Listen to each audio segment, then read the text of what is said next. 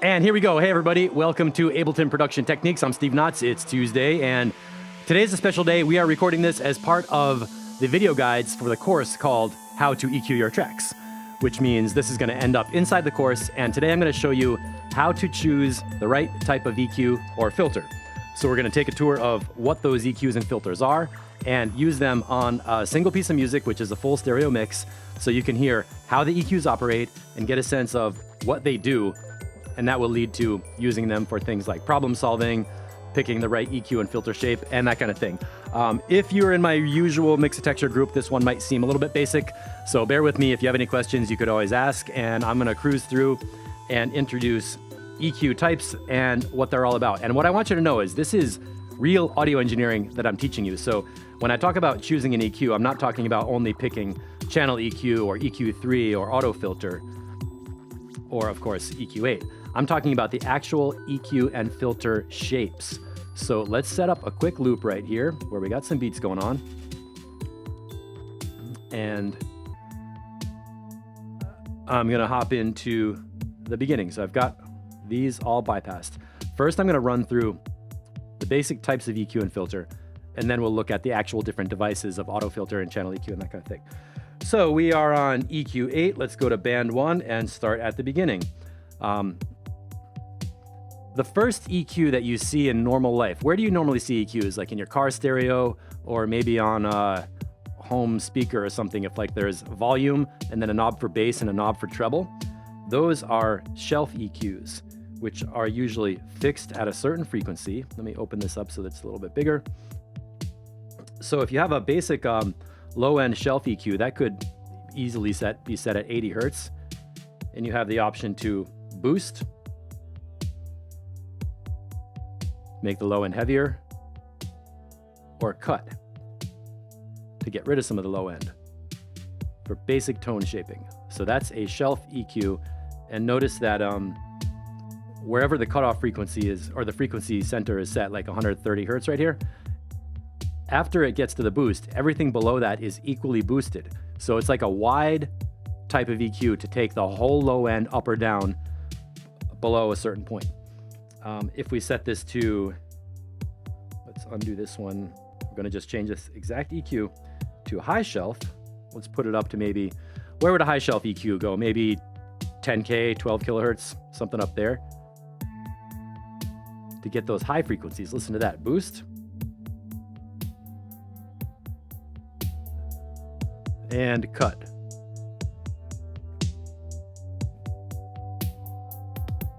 And that brings up things like the high frequencies, the air on the sound, the sizzle on the cymbals, the vocals, the tss. And of course, if you have a crappy speaker system with blown out tweeters or a muddy sounding system, you can take the high frequency knob and turn it up to hear more of the highs. You know, that's super basic. Shelf EQs are one of the most common type. They're usually at a fixed frequency, and your options are to boost or cut. So on a DJ mixer, guess what? The high EQ and the low EQ are shelf EQs. On a DJ mixer, the low shelf could be 80 hertz or 100 hertz. The high shelf could be 8,000, 10,000, 12,000, something like that. And you know what they do. You play a record, crank up the bass, you get a heavier drop, crank up the highs, you get a bigger build up and sweep and that kind of thing.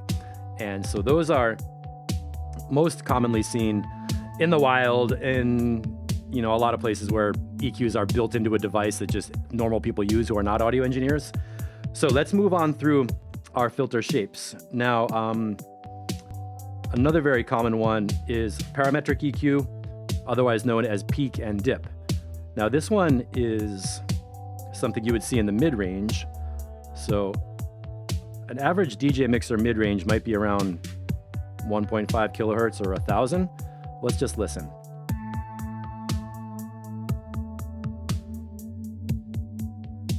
When you cut it, it kind of sucks out the middle. And when you boost it, guess what you hear? Instruments and vocals. That's what the mid-range EQ is set to do. So on a DJ mixer, you have a mid knob that's gonna boost and cut at a single frequency. You don't have control of where it boosts in the frequency range. You just have one knob, boost and cut. So what do you do on a record? Well, you might cut the lows, cut the highs, turn up the mids, and solo the voice at like an a cappella kind of section in the track. Or if you're mixing in a record, you might take the highs and the lows and leave them straight, scoop the mids down, and then on the new record you're bringing in, you cut the lows, cut the highs, and boost up the mids. So the new record comes in with the vocal in the mid-range, and the old record has the mid-range cut out, so you can hear the vocal coming in. That's like you're interlocking the two pieces, you know what I mean? That might make sense if you are comfortable with DJ mixers. If not, just think about frequency ranges, filling one space with a sound, or making an empty space and filling it with a sound. So, peak and dip EQ, otherwise known as parametric EQ. For audio engineers, we like to have a lot more control. So the first control we have is the frequency, where you can choose where you want to boost something up. So if I like that lead,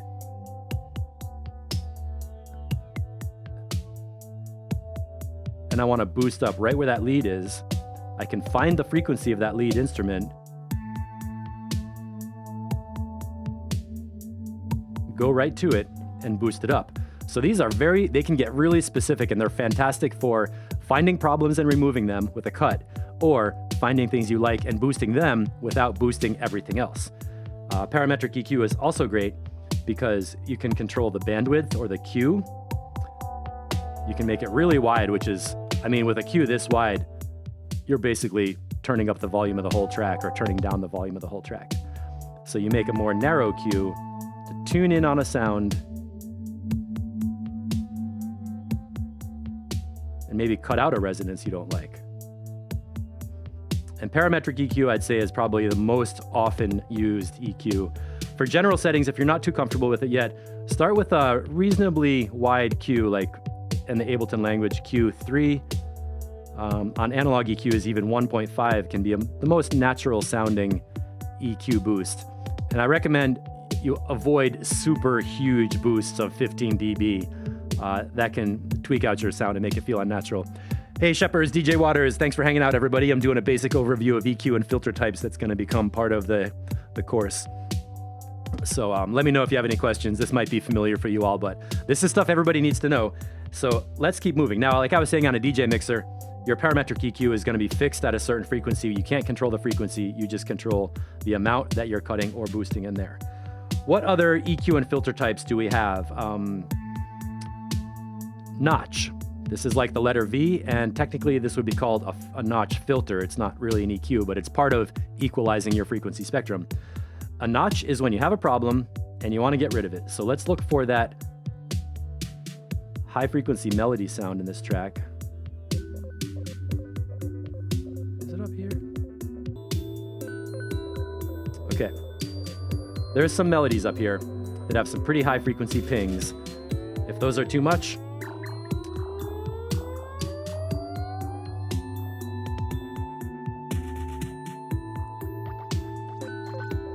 you can look for where they are in the spectrum and put in a notch filter to cut down those frequencies. Or if you have a low frequency problem like electrical distortion in a microphone signal, or a fan in the background that's like a drone, and you want to cut the whole thing out, you can look for where the frequency is, drop in a notch filter, and it takes a whole chunk out, usually in the middle. Oops. So notch filters are things where you want to work in the mid-range and eliminate a sound without taking everything above or below it. And that's like think about if you're making a salad and you're peeling cucumbers, notch filters are like taking off the peel off the outside of a fruit or vegetable. You're just cutting off the part you don't want, and then you're keeping everything else. What's another filter type? We talked about high shelf and low shelf. We talked about parametric EQ boost. Get rid of that gain. So let's go into the world of filters again. Now we're looking at a high pass filter. Don't get mixed up with the word high pass. It's not for high, it's cutting off the low frequencies. High pass filter is operating to remove low frequencies. And as you can see by the shape, the more you bring up the cutoff frequency, the less of the low frequencies you hear.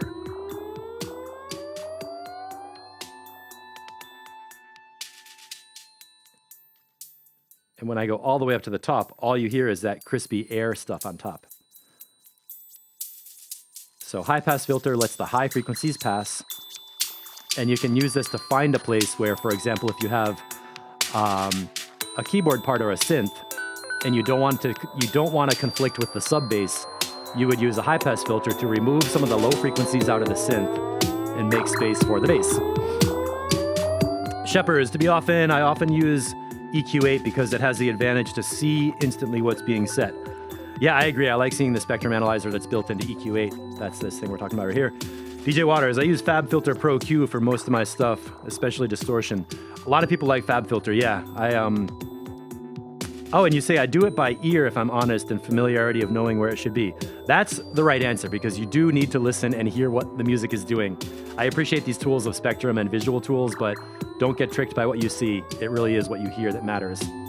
So the high pass filter is useful for a lot of things, and I do use these in every track somewhere to remove the extra low frequency out of stuff like hi-hats, snare drums, claps.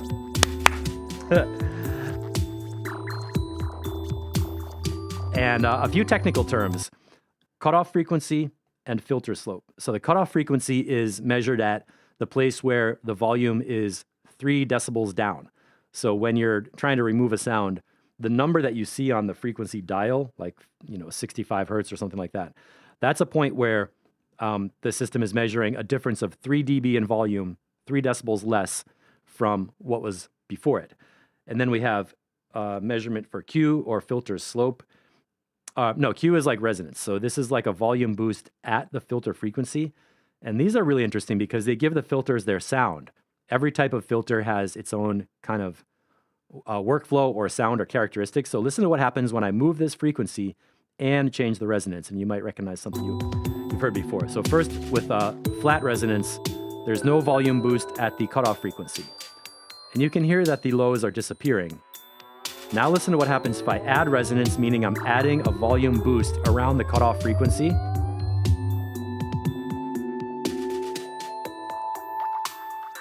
It has that feel of like, which you would hear more in like a performance tool sound design filter.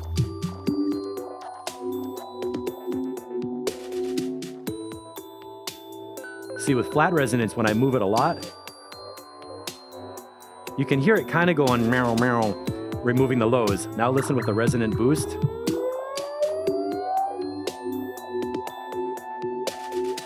When you boost up the resonance, it has much more of that wow, wow kind of sound. So if you're using filters for sound design in a synth or performance tools to tweak sounds, it's better to use some resonance and get them moving around because they sound best.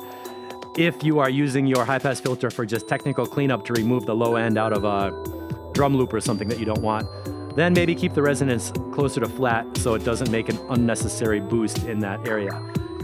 And also for real technical cleanup, you can move the filter shape to X4 or 4 times multiplied, which means electronically filters have a pole, or it's like if the standard filter would be like 6 dB per octave of reduction, then every time you add another pole, it'd be like adding another piece of electronics or another 6 decibels of gain reduction. So it steepens the slope or essentially makes the other stuff quieter. So when we have this steeper filter, you can get a more precise location of where you cut off the lows and the highs, and it's a more extreme type of filter.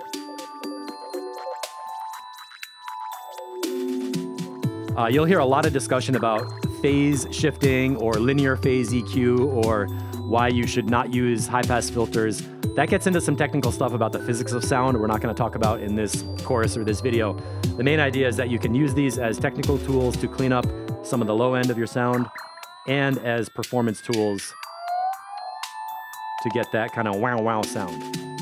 So that's the high-pass filter. Now let's look at its cousin, the low-pass filter. First, we have the basic low-pass filter shape, which I think is 12 dB per octave, if I remember correctly. Down here, low-pass filter, the lows are passing through, the highs are cut off. Sounds like walking up to a building where there's a party, but you're still outside.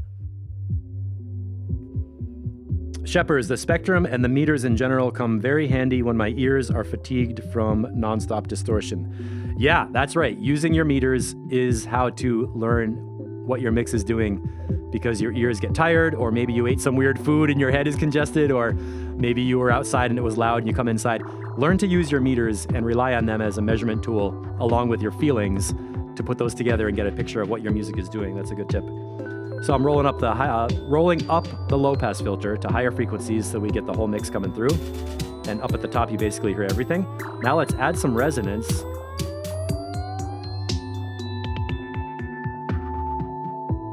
You hear this all over electronic music from Daft Punk, and everybody's doing a resonant low pass filter.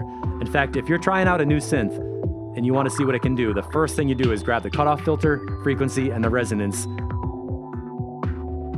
and start tweaking them around. Those are the two most fun controls to play with a sound, build it down, build it up, use it in a performance, use it in a live set. Or now, where would we use a low pass filter in a technical setting? Well, maybe you're doing a bass line that's really buzzy and it has a lot of high frequency harmonics and distortion, but you don't want it to take the whole mid-range because you have other mid-range leads and hi-hats and ride cymbals and things. Well, in that case, you might use a low pass filter to take down some of the bass line into the mid-range area, so you have all the sub, all the low mids, and then the high frequencies are reduced so that the other instruments have space to play. And again, let's go to the extreme filter slope, steeper cutoff. You hear that? In the mid-range, this is what the gentle slope sounds like. When I change to a steeper cutoff, you instantly hear it cuts off a lot more of the sound. Let me know if you can hear the difference of slope. Could you guys type in the word slope if you hear the difference?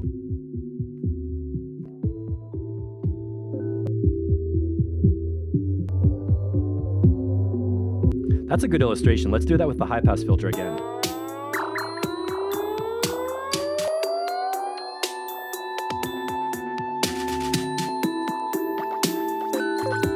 So with a gentle slope, I hear more of the low end. And when I go to the steeper slope,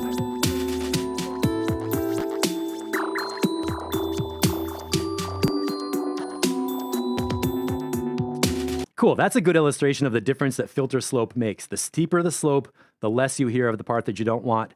And you pay a price for that with some phase shifting or possible distortion around the cutoff filter frequency. So be aware that trying to filter the crap out of your sounds is going to have an effect, but it's worth it when you do it in a gentle way.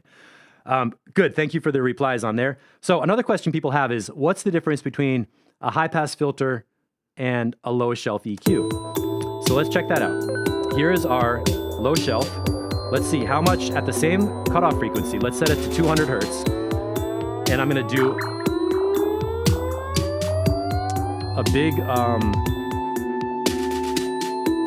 minus 15 dB cut. You know what we're going to have to do? To do a proper AB. Can I map these buttons? Yes. Okay. To do this test, band 1 is a low shelf EQ with a 15 dB cut and changing the resonance to make it as flat as possible. Now, band 2 is going to be the high pass filter set to 200 hertz and also reduce the resonance. You know what we could do? Maybe we'll put the same resonance just for an idea of, is that going to work? Yeah, 0.75. And when I flip these two EQs on and off, we're going to hear the difference between these. That's the low shelf EQ. And here is the high pass filter.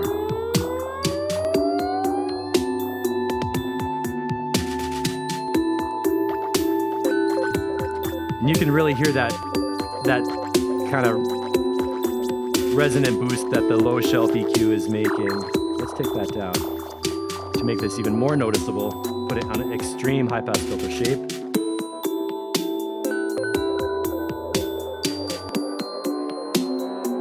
Hey Matt Schultz, how you doing? So which one of these is cutting off more low end? The low shelf EQ or the high pass filter? Do you hear more low end with band 1 or band 2?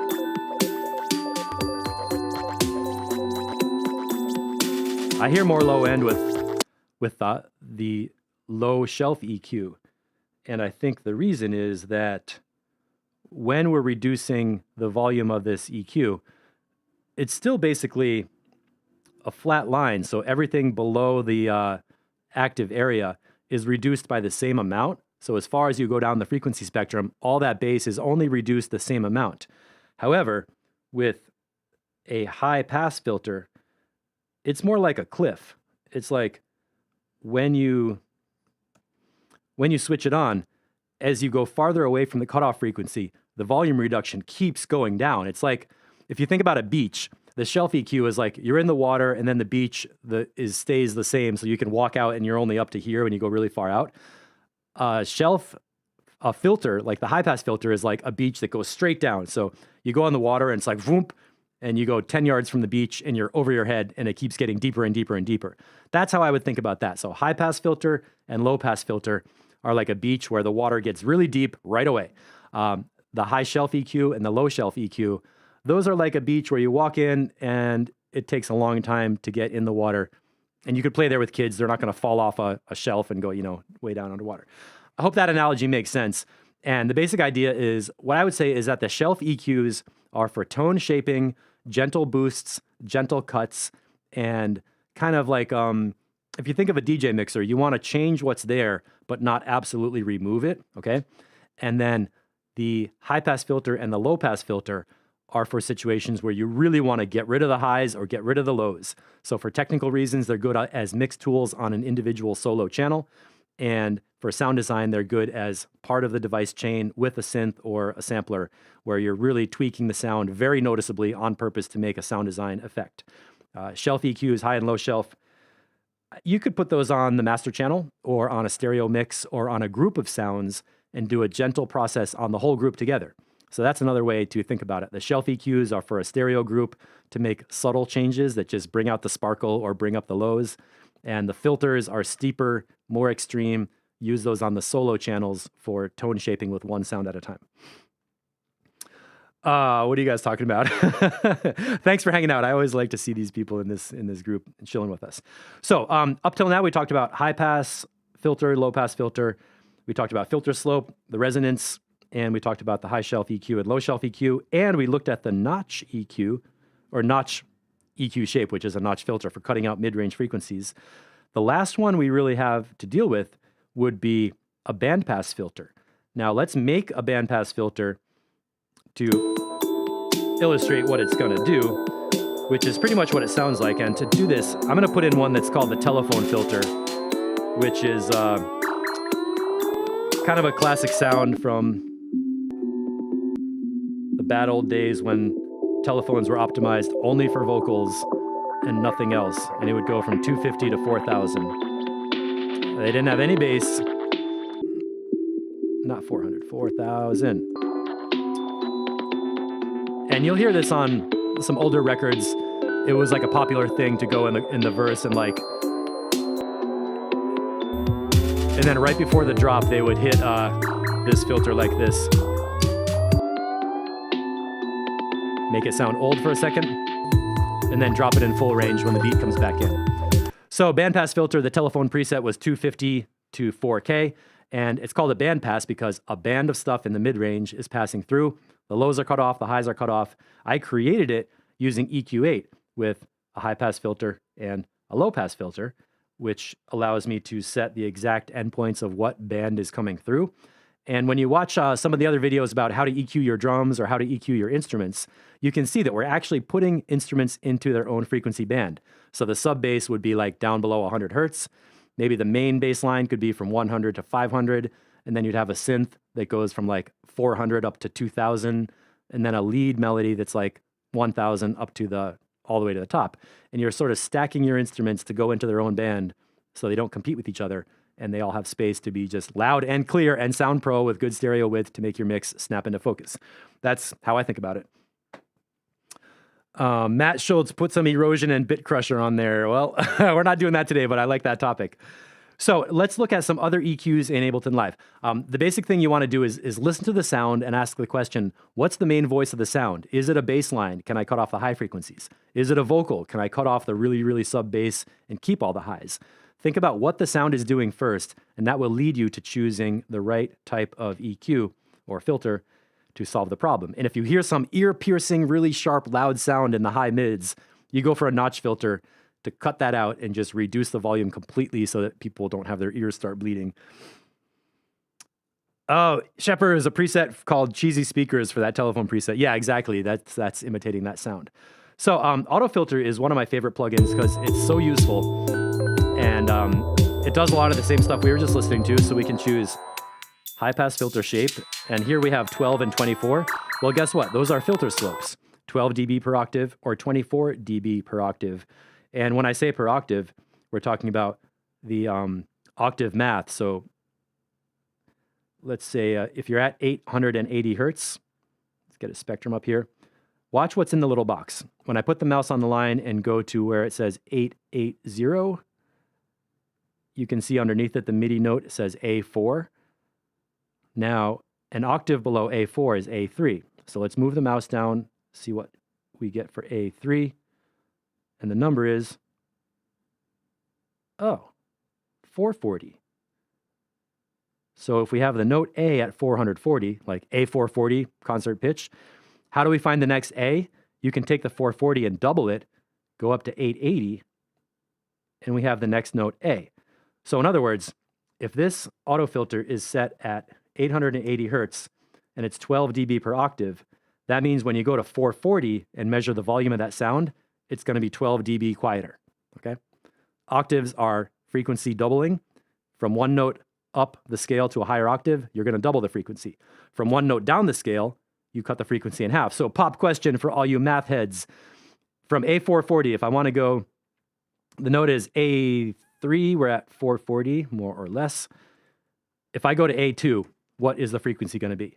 Well, it's an octave, it goes down, cut the frequency in half. That means you take 440, cut it in half, and for everybody who is mentally smart inside their brains, the note A2 is going to be sitting right there at 220 hertz A2. So there's a connection between octaves and numbers, which makes it really easy to EQ your sounds because, for example, like because you can find the right place to use your EQ by looking at the MIDI note, asking what pitch it is, finding the exact frequency number that matches that pitch, and setting your EQ right there. And then if you go up an octave, you'll find some harmonics that are good to boost, somewhere in the middle, maybe some stuff that's good to cut. It's amazing. It literally is physics and math and like the geometry of how we hear that you can use to find the right numbers to for where to set your controls. So auto filter, high pass filter shape. We got the controls for resonance or not. We can go to low pass filter shape. And just for fun, let's change filter shapes, filter slopes. And like we heard before, you hear a more extreme version with a steeper slope.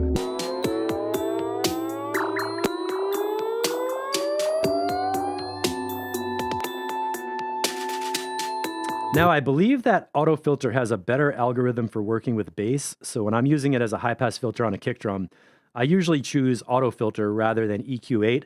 And I don't know enough about plugin programming to tell you why. If you want to look that up on KVR forum, KVR, you could try that. So that's a rough tip. Auto filter has some really cool stuff about vintage models where you get a slightly different flavor from different kind of circuits that analog synthesizers, the filters have. We're not going to get into that. That's more of a sound design question. I wanted to get to the bandpass filter shape because it's so useful when you're listening to a sound and you think, I just only want the mid-range. I mean, you could go to EQ8 and set up your own bandpass filter using a high pass and low pass filter and dial them in. But then when you want to change the frequency, you have to do it in two places and it can be a little annoying. So instead, you can use auto filter and grab your frequency and pull out the sound you want. So what if I want to just get this lead melody, right? I can just make a bandpass filter, isolate those bells, and I could use these in a remix. Like, let's say I want to take this song and use that melody line as a remix and replace everything else, but I don't have the stems, I only have the two-track mix. Bandpass filter will let you take all that stuff and cut it out and just pull out the melody sound. And it always sounds cool. I like to think of bandpass filter like the opposite of notch.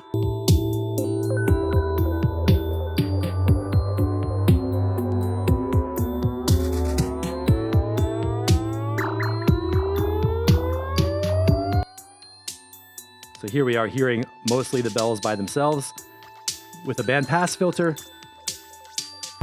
And here we are cutting out the bells and leaving everything else up with a notch filter shape. So think of bandpass filter and notch filter as filter pairs. You can think of high pass and low pass as filter pairs, and that'll help you clarify in your mind what tool to use when you want to cut off the highs, the mids, or the lows. Okay, you want to cut off the highs, you take a low pass filter. Cut out something in the mid-range, you take a notch filter. Cut off the lows, you take a high pass filter. And then if you want to only keep the mid-range, you use a band pass filter and let only the middle band pass. Matt Schultz, EQ8 is more like a gentle tool. Auto filter has more bite to it, especially on the cuts. Yeah, I agree. Auto filter is definitely, it's like a knife cutting off part of your sound. You don't really use it to have a gentle boost of anything. And it can get really interesting for sound design when you crank up the,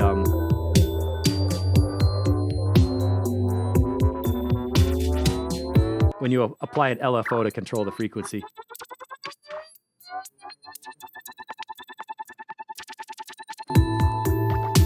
So you can do fun stuff like that with LFOs to modulate the filter frequency. Awesome sound design tool. If we're not talking about sound design, let's just say we're talking about mixing. As a mix tool, I wouldn't mess with the LFOs or the envelopes or anything. You don't need to for mixing.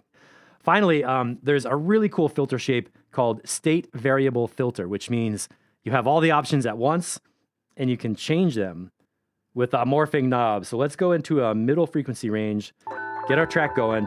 Listen to how cool this sounds. We start off with a low pass, right? I'm just changing one knob to change the filter type in action. It becomes a band pass, becomes high pass, and then becomes a notch, and becomes a low pass filter again.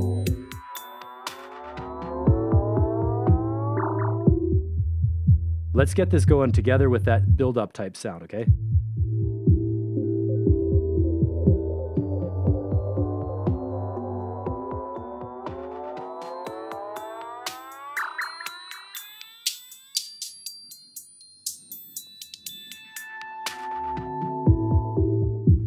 Now that is definitely what I would call a creative performance tool. Filters sound best when they're moving. Add a little bit of resonance if you're doing creative stuff. Get that filter moving and it's gonna sound amazing as a performance tool. This state variable filter right there is like the build-up maker. Just tweak it slowly from one position to the end and then back. And you can do all kinds of really cool build-ups with a basic synth. You don't even need to think another thought about that. Shepard, it's crazy. Auto filter is the only filter I use very often. Yeah, I know what you mean. So I hope this answers for anybody who's going through the course right now. I want to answer the question, why do I choose which device? What's the difference? Well, when you're doing technical mixing, number one, you choose first the tools that are going to cut out the crap that you don't need. Usually there's low end that's muddying up your mix. So you're going to be looking for high pass filters and possibly a low shelf EQ to reduce the bass frequencies on sounds that don't need to have bass. So you would not believe how much low frequency there is in a hi-hat, and you need to get rid of that in order to make your drum mix really jump out through the speakers and sound pro. So for technical mixing, step one, clean up the low frequencies on every channel in the mix using high-pass filters, low shelf EQs, and don't go crazy and cut out all the bass. Just cut it out, up to 100 hertz or something, so you're aware of how much is in there, and you keep listening to the mix in full. So solo the channel, cut out some of the low frequencies, and before you go crazy, unsolo, listen to the whole mix, A/B the EQ, listen if you can hear the difference, and then move to the next sound. I'm not telling you to high-pass filter everything up to 300 hertz. That's not a recipe. You have to listen and be judicious about using your EQs. Then when we're doing creative performance effects, filters are the ones you want to play with. Filters sound great when they're moving, especially with some resonance. Now let's just look at a couple other devices that we have available in live. EQ3 is basically the DJ mixer, okay? So I've got my gains for low, mids, and highs. Coming for a build-up, boost the mids, open up the highs, and drop the lows in at the drop.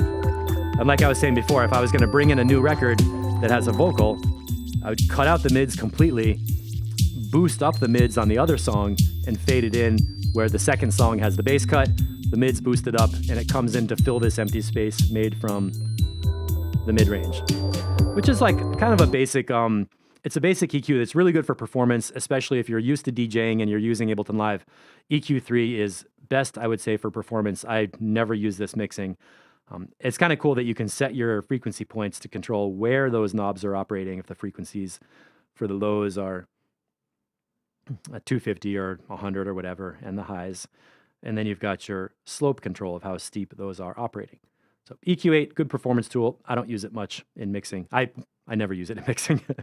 Channel EQ, however, is a new one that's fun. It's very similar, but I find it to be much more natural sounding and useful on a stereo drum group or an instrument group or even on a master channel mix.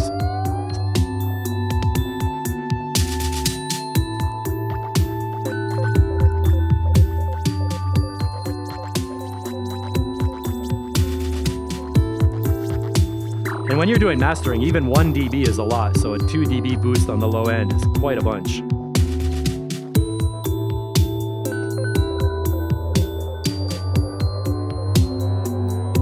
DJ Waters, same as you would on the decks. That's right. So I like channel EQ a lot, and I would recommend using that in a mix situation to do a gentle tone shaping on a group or even the whole mix if you feel you need it. See, now we can choose the mid-range EQ location and cut or boost.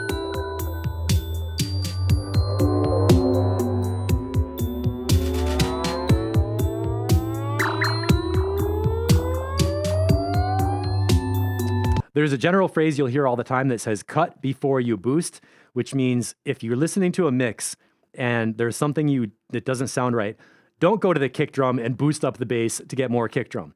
What you do is go to every other sound in the mix, reduce the volume of the bass in all those other sounds so the kick drum can naturally come through. And another way to express this would be within channel EQ, you can see there's an output control knob. Well, what happens if we want to change the tone, but then it gets too quiet? So let's say we want to change some of the low frequencies,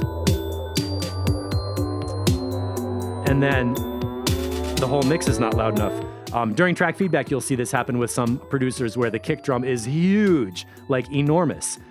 It might be a good kick drum with the bass line properly mixed compared to the kick drum, but relative to the mid-range and the synths and the drums, the feeling is like, we can't hear the drums, they're not loud enough. Well, are you gonna go and boost up the drums to compete against the massive kick? No, what I would do is exactly like this. Cut out, a good 6 dB on a huge kick drum, then take the output level of the whole device and raise that up so everything else gets louder and you get the effect you want of hearing a balanced mix, instead of starting from here with everything flat and saying, oh, the kick drum is too loud, I'm just gonna jack these two up. Because that's probably not gonna really make the best sound that you could get for a bunch of reasons, which could include distortion or just having a really out of balance tone spectrum. So in general, if you can identify one thing that you want to cut from a sound, it's best to cut that sound out first using the tool of your choice, then take everything else, take your volume fader and turn it up. You don't have to boost with EQ. If the whole sound is good and you cut out the one part that doesn't work, take the whole thing and boost everything. That's like having a wide range EQ boost on the whole sound. You know what I'm saying? So cut before you boost is the golden rule of EQing.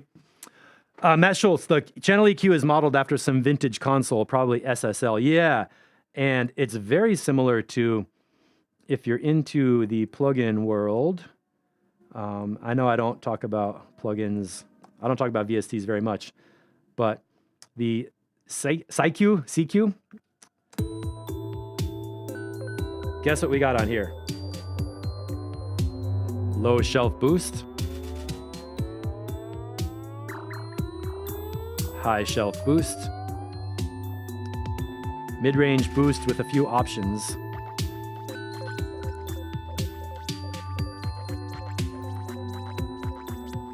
and then very similar an output knob. So let's say we wanted to cut out a bunch of the lows right there.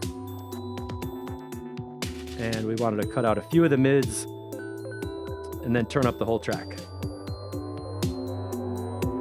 to replace the level that we reduced by cutting with EQ. And I do like this Soundtoys EQ. I try to teach with devices that everybody has inside Live, but this EQ is something that I definitely enjoy using on stereo mixes, full tracks, just a little brightness on the high end, a little thump on the bottom, because you know the DJs are gonna thump it up, but you wanna thump it up too yourself. So what time is it? It's 12:40. DJ Water is listening to 2 projects at once. So the title of today's workshop is Choosing the Right Type of EQ or Filter. So for beginning producers, I wanted to show you in EQ, just in general EQ land, what the types of EQs and filters are. So we talked about high pass filters and low pass filters for cutting off different frequency bands. We talked about a notch filter for cutting out the mid-range and a bandpass filter for opening up something that's in the mid-range. Then we talked about the shelf EQs, low shelf and high shelf, which we have in EQ8, and it might be more accurate to describe them in the channel EQ so you can clearly see how they work. And this is what we would call the basic happy face EQ with a low shelf boost, mid-range cut, high shelf boost. That's what the average listener does, honestly. If you see people tuning a sound system with a graphic EQ, they're going to bump up the bottom to get more bass. They're going to push up the top to get it more crispy. And something in the mid might sound kind of kind of boxy. They dip that down. That's the smiley face or the happy face EQ, which could sound good, but don't overdo it. You don't want to distort the crap out of your music. So we talked about choosing the right kind of EQ. It's a problem-solving situation. So you solo the track, listen to what's happening in the sound, make a decision if there is something nasty in there that you want to get rid of, and then use things like the frequency sweep technique to find and remove the frequencies that you don't want. I'll do another video on, well, I already have done another video on the frequency sweep technique itself for a quick little review of how that works. I wouldn't usually do it on a full mix, but let's kick in band 4, Parametric EQ, and let's say I'm a mastering engineer and I'm trying to decide what does this track need for mastering.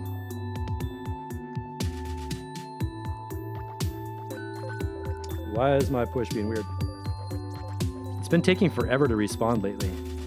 I'm not sure why. So here is my parametric EQ shape. The frequency sweep technique means you set a pretty wide Q, boost up a bunch, and then you slowly listen to where something doesn't sound right.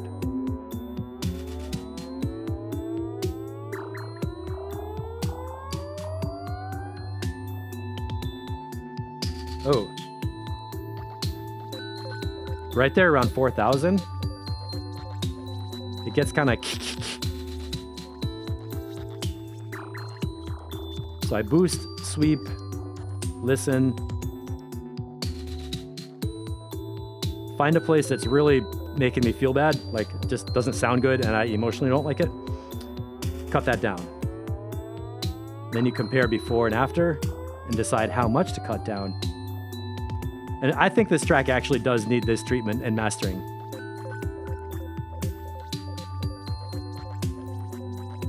And then I'm going to tighten up the Q to get only that frequency that I want. Do I want that much in the mix? Nope. And you cut it down and leave it with a little bit of a frequency dip. Now, if you find yourself going through a mix and dropping in 8 different notch filters to cut out nasty frequencies, well, you better go back to your individual channels and fix the frequencies of those sounds. A final mix should not have major frequency problems where you need to do a notch EQ. So the frequency sweep technique is something I do mostly on the individual sounds in solo to listen for the lows, the mids, the highs, find a place where there's some nasty resonance that I want to cut out with a parametric EQ cut. Then I drop it out of solo, listen to the whole mix, see if it made a difference. And honestly, during the cleanup phase, a lot of your EQ cuts are not going to sound dramatically amazing, but after you go through 20 channels and do some gentle EQ cut on every channel, you'll hear the whole mix gets more focused.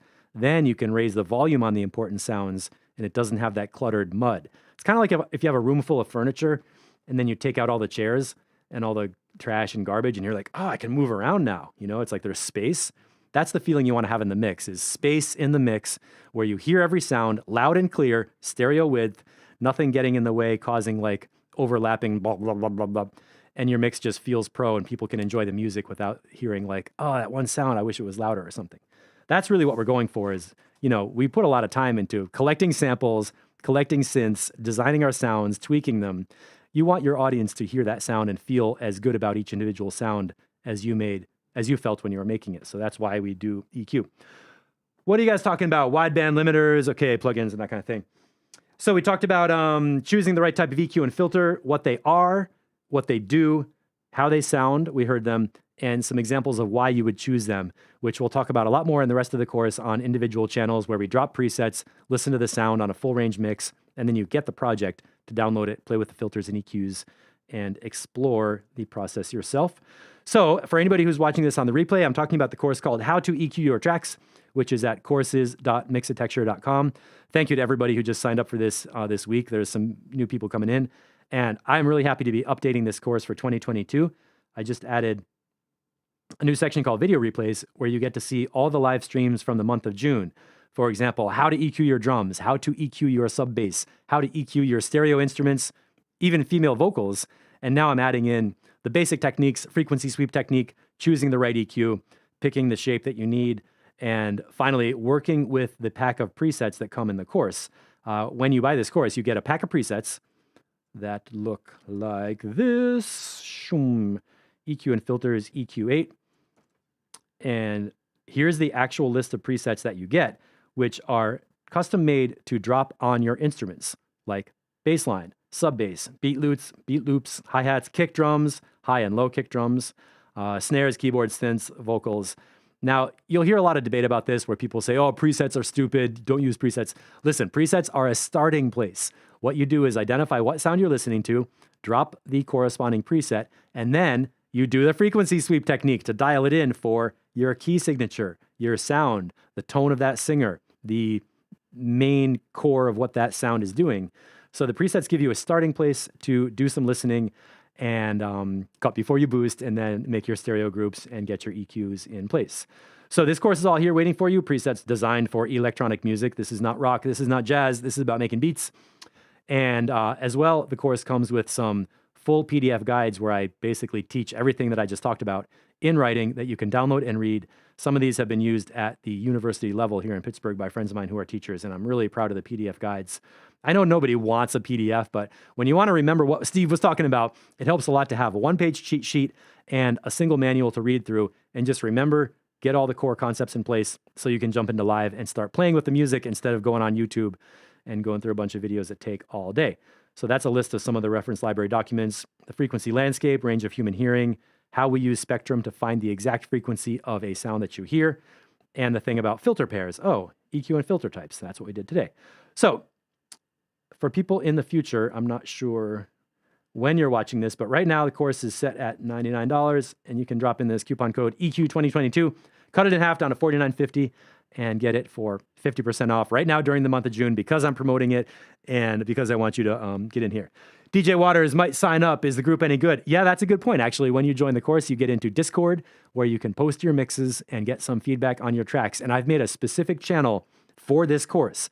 So if you're new and you're just learning to make tracks in EQ, you can actually post your mixes in a separate section and say, hey, here's a 16-bar loop. I just turned the EQ on and off. I'm not sure if it's making a difference. Can you listen to it and see if my EQ is making it better? We could do specific feedback on your EQ changes to help you figure out what you're hearing and make it work. So that's what it's all about. I wanted to stop here before it gets to be an hour long, but we can still listen to some music on the way out, and I'm gonna bypass everything to make sure we are not getting tweaked.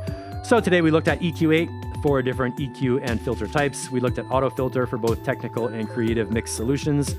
We looked at EQ3, which I consider a DJ performance tool, and it's awesome for that if that's what you're doing. We looked at channel EQ, which can be a lot of fun for almost like rough mastering of test mixes. And then I even looked at one Soundtoys EQ, which is pretty similar to channel EQ. If you have any questions, you can always find me, Steve at mixitexture.com, or on Discord, or in the Mixitexture Facebook group. And DJ Waters, such a character. So thanks a lot for watching, everybody. I hope to see you soon in the group, and we will be back for track feedback tomorrow, Wednesday, in 23 hours and 10 minutes. Can that be possible? I don't know. Thanks so much, everybody. I'm going to end it out here, and I'll see you in the course.